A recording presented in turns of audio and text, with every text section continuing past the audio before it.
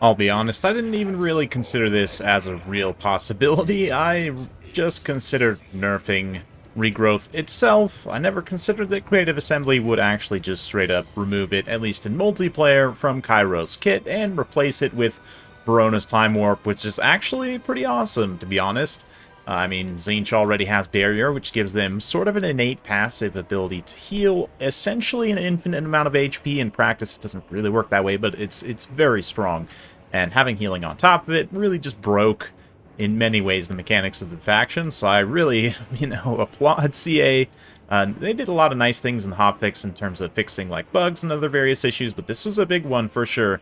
Just straight up removing regrowth, likewise removing Daw's Brazier from the Patriarch, which we'll probably take a look at in another replay. But yeah, Barona's Time Warp here. Also, given that this guy's got Greater Arcane Conduit, Kyros does, it gives a little bit of extra speed melee attack. Not that it makes that much of a difference, but it's a big area of effect, long uptime melee attack buff, which is very cool and synergistic to a number of different units, especially considering Tzeentch is kind of the halberd faction, have a lot of like high defense units between shields and halberds. They don't really like have high offensive melee capability necessarily, so having a magical augment on Kyros to be able to enhance that in a pretty serious way is going to be great here for these Doom Knights. We've got Marauder Horsemen of Tzeentch as well, lots of Spearmen, blue horrors, including the Chromatic Aberrations, and some Marauders here against the Wood Elves. Aerial up front, we've got some Way Watchers here, Glade Riders with Spears, Eternal Guard, and Dryads all falling back, War Dancers, Azrai Spears, and Swords also, yes. Wild Hunters of Kurnos. Going to eat a little volley right there, and then pull back, try and not take too much damage. Kyros will swoop down, little harmonic convergence on himself. The thing is, Kyros, especially with harmonic convergence, is a perfectly serviceable combatant. Even decent in many ways, you might say. So here we're going to see a nice Gaze of Fate. The Wild Hunters get frozen in place. And Knights of Immolation are going to drop their hot flaming load there right on top of them. Yes, nice Warp Flame contact effect. We see Apotheosis immediately on the Wild Hunters, try and heal them up, but here comes the Barona's Time Warp on these Doom Knights. Going to seriously augment their melee attack, up to 80 melee attack with flaming magic damage. They're just going to absolutely crumble these Wild Hunters. Not that the Wild Hunters really would have survived that engagement anyway, but we'll definitely just absolutely eliminate them, even overkill them perhaps a little bit. But some more Gaze of Fate there on the Glade Lord as he tries to engage. Kyros is going to continue to just troll and harass. That's the thing about Kyros, as a flying unit. He's just, with Barrier, incredibly strong. If you have good micro, it's extremely hard for your opponent to kill him. So even without regrowth, he's still going to be one of the best characters in the game, I would say. I'd probably put him in the top 3, even without regrowth, which says something about them removing it, I think, being absolutely the right call. I would say, though, for Sage, who submitted this replay, it would be nice to see a nice, big Barona's Time Warp in the front line, hit a bunch of these Marauders at the same time. Not that it's really going to matter that much, especially with the Blues firing in.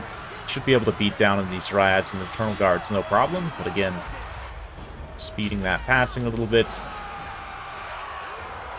Or, honestly, there's a number of situations, to be honest, in terms of, like, theory crafting, right? Not only in this game, but in a lot of different situations. Barona's Time Warp, in general, is just it's a very underrated melee attack buff, because it lasts so long, and it's a huge area of effect, right? I mean, 35 meters, I guess, is not absolutely massive. It does have a 200-meter cast range, though, so Kyros can put it quite far from himself, gives him a really good support ability at long range, right?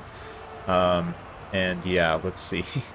50 seconds, almost a full minute of an extra 26 melee attack. It's just incredible. It can help many units trade more cost effectively.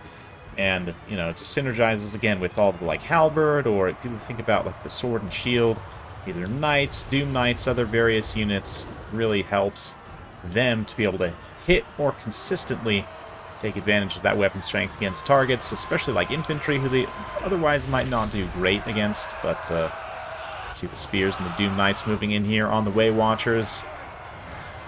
Ariel getting blasted in the face by flames as, yeah, unfortunately the Wood Elf player here forgets that his Lord and Glade Riders are over-pursuing some Marauder Horsemen to the end of days there. Busy prioritizing his micro elsewhere. Definitely happens to the best of us. But Kyros, of course, going to throw down. He does also have a Final Transmutation, I believe. Yeah. Or was that somebody else? Let's take a look here. No, I'm thinking of something else. But they actually did just take a look at his spell loadout after the fact. I don't think they did any other changes. I'm thinking through the patch notes. Maybe someone was talking about it and I just thought of it. I don't know. We'll double check. But you know what? I could just double check right now. I hate to interrupt the flow of the battle, but if we go in here to units and just check, yeah, Kyros spell kit. So he has Barona's Time Warp now, Glean Magic, Umbral Pendulum.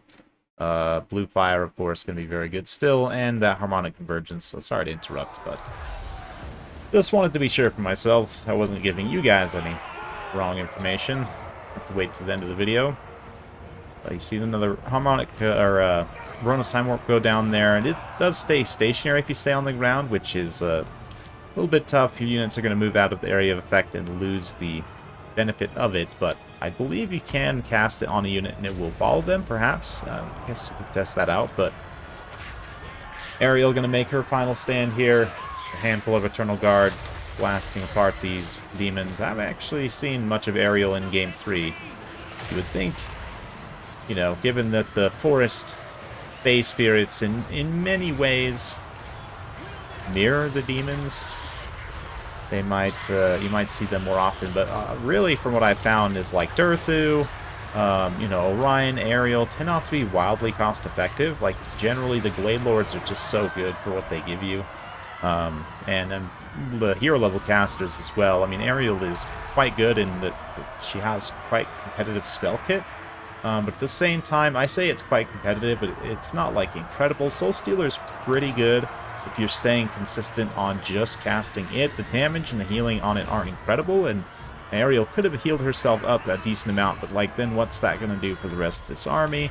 Right, Apotheosis, again, it's okay, and it's not the best heal in the world, not super efficient. Tempest is nice, and we've seen it do some good damage in this matchup and in this battle, but it's not, I don't know, hasn't been able to actually finish off any of these units. Like, even these Knights of Immolation are still just barely hanging around, which is just so painful for the Wood Elves.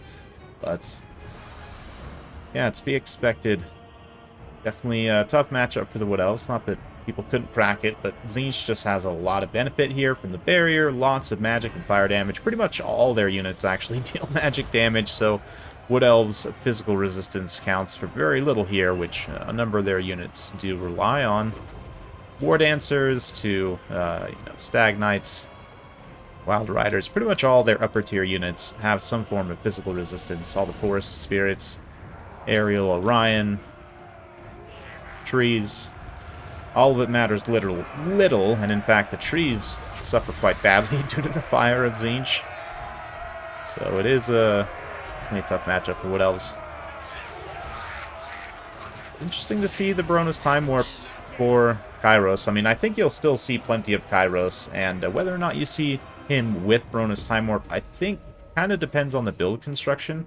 Like, in this particular build, there are a lot of units that could actually benefit, and even though we didn't see it necessarily in the front line, because I guess it wasn't super necessary, but let's say the Wood Elves had gone with a wider, kind of more, like lots of Eternal Guards and maybe Blade Guards and stuff to try and rush them down. Having that extra speed and melee attack from the Eternal Guard, or sorry, from the Barona's Time Warp, on even these spears and the blues, just to help them cut through Eternal Guard, or you know, pursue into the second level and get into, cover some space, right?